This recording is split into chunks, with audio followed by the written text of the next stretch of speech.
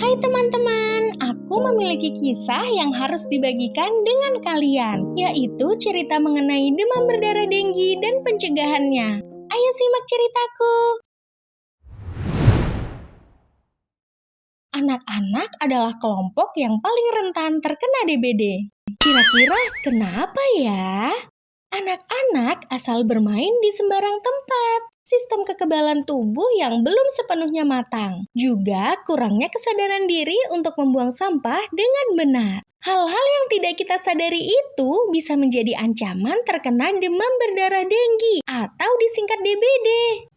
Begini penjelasannya, demam berdarah denggi adalah sakit yang disebabkan oleh nyamuk Aedes aegypti yang menyebarkan virus denggi saat menghisap darah manusia. Pada suatu hari, temanku yang bernama Lino terbaring kesakitan di UKS dan mengeluh. Aduh, rasanya capek sekali, nggak punya tenaga. Suhu tubuhku juga tiba-tiba panas sekali. Apalagi ini, kenapa kulitku ada bintik-bintik merah? Wah! Hal-hal yang dikeluhkan oleh Lino merupakan gejala DBD. Kira-kira bagaimana ya dia bisa mengalami gejala-gejala itu? Mari kita ingat-ingat sebentar, apa yang dilakukan Lino sebelumnya? Oh iya, sebelumnya dia bermain di area halaman sekolah yang ada genangan airnya. Teman-teman, perlu diketahui kalau air menggenang adalah sarang dan tempat berkembang biak nyamuk. Bisa jadi saat Lino bermain, tanpa ia sadari, nyamuk Aedes aegypti menggigitnya. Oke, kembali ke Lino. Sebab mengalami gejala-gejala DBD, Lino tidak bisa melanjutkan kegiatan belajar mengajar. Jadi, ia diizinkan pulang ke rumah untuk beristirahat. Teman-teman, perlu diketahui, ketika sakit demam berdarah denggi, Lino akan melewati 3 fase. Antara lain,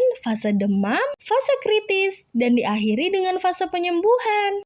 Fase demam dihitung selama 1 hari. Jika suhu turun, maka dianggap memasuki fase penyembuhan. Namun jika tidak turun, hal tersebut menjadi pertanda jika Lino memasuki fase kritis. Gejala-gejala yang dialami oleh Lino seperti kelelahan dan demam mendadak disebut dengan fase demam. Kemudian, jika setelah seharian beristirahat di rumah demam Lino masih tidak turun, maka ia dinyatakan memasuki fase kritis dan harus segera dirawat di rumah sakit untuk perawatan yang lebih mendalam. Fase kritis berlangsung selama 1-2 hari jika tidak terjadi kebocoran plasma darah dan berlangsung selama 2-5 hari jika terjadi kebocoran plasma darah. Kebocoran plasma darah terjadi ketika cairan darah yang disebut plasma keluar dari pembuluh darah. Beruntungnya Lino tidak mengalami kebocoran plasma darah dan segera dirawat di rumah sakit sebelum mengalami keterlambatan penanganan. Di hari ketiga fase kritis, suhu tubuh Lino yang awalnya 40 derajat turun menjadi 38 derajat.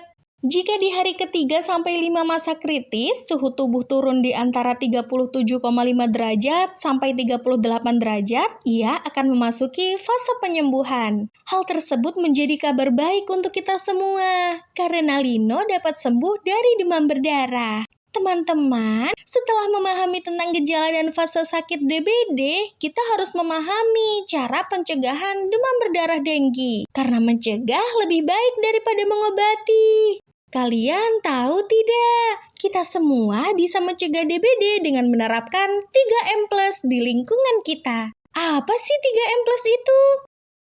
Pertama-tama, kita uraikan dulu apa itu 3M. 3M merupakan singkatan dari menguras bak mandi agar selalu bersih, menutup tempat penampungan air, dan mendaur ulang barang-barang bekas. Setelah membahas 3M, kita supaya mengetahui apa itu plus dari 3M+. Plus yang dimaksud antara lain menggunakan kelambu untuk tidur, menggunakan lotion anti nyamuk, memelihara ikan pemangsa jentik nyamuk, hingga menaburkan bubuk larvasida di tempat penampungan air. Dengan memahami DBD dan bagaimana cara mencegahnya, kita akan memiliki peluang lebih besar untuk mencegah nyamuk Aedes aegypti untuk berkembang biak di lingkungan kita, bahkan menggigit kita. Jadi, mari kita terapkan apa yang sudah kita pelajari bersama-sama untuk hidup lebih sehat dan terbebas dari ancaman demam berdarah denggi. Baik teman-teman, sekian kisah dariku. Selanjutnya, Bu Guru akan menyampaikan sesuatu kepada kita.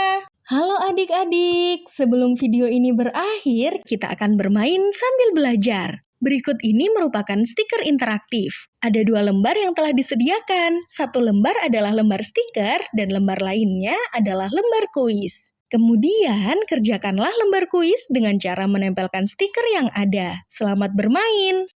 Sekian dari Bu Guru. Terima kasih sudah menyimak video ini sampai selesai.